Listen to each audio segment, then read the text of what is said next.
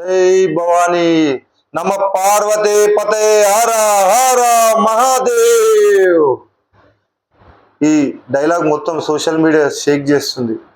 మీకు దాదాపు ఈ డైలాగ్ చెప్పగానే ఏందనేది అర్థం కావచ్చు. ఈ డైలాగు చావా సినిమాలో డైలాగ్. చావా సినిమా అంటే సినిమా కాదు, ఛత్రపతి శివాజీ మహారాజ్ తనయుడు సంభాజీ మహారాజ్ జీవిత చరిత్ర. ఇంతకుముందు మా పార్టీ కార్యక్రమాలలో కానీ లేకుంటే ఏదైనా హిందూ కార్యక్రమాల్లో మేము పోతే మాకు శివాజీ చరిత్ర చెప్పంగానే సంభాజీ చరిత్ర కూడా చెప్తుండే. మా గురువులు ఆ చరిత్ర చెప్తే ఒక్కోసారి బాధ, కళ్ళకి నీళ్ళు వస్తుండే, అంత బాధ అనిపించింది. ఇలాంటి సినిమాలు రావాలి అని అనుకున్నాం. అదృష్టంగా చావా సినిమాల విక్కీ కౌశల్ హీరోగా వచ్చిన సినిమా చావా. ఈ సినిమాలో విక్కీ కౌశల్ అనే వ్యక్తి హీరో, బాలీవుడ్ హీరో. మేము సంభాజీ మహారాజుని చూడలేదు అనే బాధ పోయింది. సంభాజీ మహారాజ్ ఎట్లుంటాడో, ఆయన పౌరుషం ఏంది, హిందూ సంస్థల కోసం రాజ్యం కోసం దేశం కోసం హిందుత్వం కోసం పోరాడిన వీరత్వం మాకు అనిపించింది. ఎంతో బాధ అనిపించింది ఆ సినిమా చూసి. మా పిల్లలు కూడా చూపించు పాప అంటే నిన్న చూపిస్తే వాళ్ళు కూడా ఏడ్చినారు. మీరు వీడియోలు వస్తున్నాయి, సినిమా చూసి బయటికి వచ్చి అందరు ఏడుస్తున్నారు.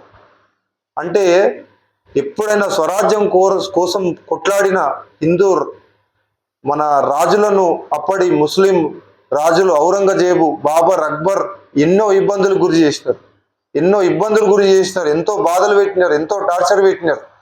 మన అయోధ్య రామ జన్మభూమి, శ్రీకృష్ణ జన్మభూమి, కాశీ మందిరాలు, ఇంకెక్కడ మందిరాలు ఉంటే అక్కడ మందిరాలు మొత్తం పడగొట్టించినారు బాబర్, అక్బర్, ఔరంగజేబ్. ఈ చరిత్ర మన పాఠశాలలో పుస్తకాలలో పెట్టకుండా అప్పటి మూర్ఖులు ప్రభుత్వం చేసింది. వాళ్ళు ఎవరో మీకు తెలుసు, అర్థం కావచ్చు.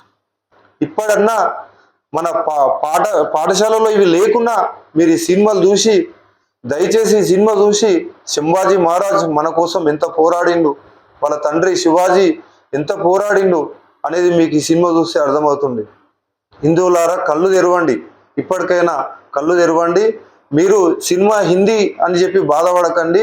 మీరు సినిమా చూడండి, తెలుగు అయినా హిందీ అయినా భావన అనేది మీకు అర్థమవుతుంది.